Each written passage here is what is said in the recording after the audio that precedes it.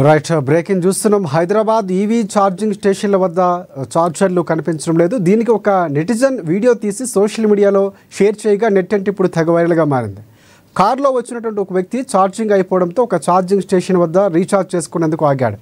కానీ ఛార్జర్ కనిపించకపోవడంతో ఆశ్చర్యపోయాడు. హైదరాబాద్ వాళ్ళు ఇంత దారుణంగా ఉన్నారేంటి, ఇక్కడ ఛార్జింగ్ ఏమైందంటూ ఆశ్చర్యపోయాడు.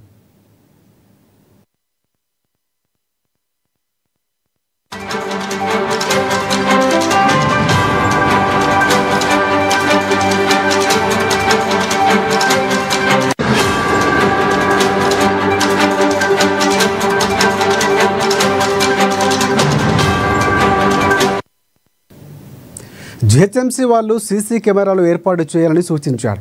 తర్వాత అక్కడి నుంచి మరొక ఛార్జింగ్ స్టేషన్కి వెళ్ళగా అక్కడ కూడా అలాంటి పరిస్థితి ఎదురైంది. స్టేషన్ ఉన్న ఛార్జర్ మాత్రం కనిపించడం లేదు. దీంతో మరోసారి అవాక్కైన వాహనదారుడు జిహెచ్ఎంసీ అధికారులు ఈవీ స్టేషన్లపై ప్రత్యేకంగా దృష్టి పెట్టాలని కోరాడు.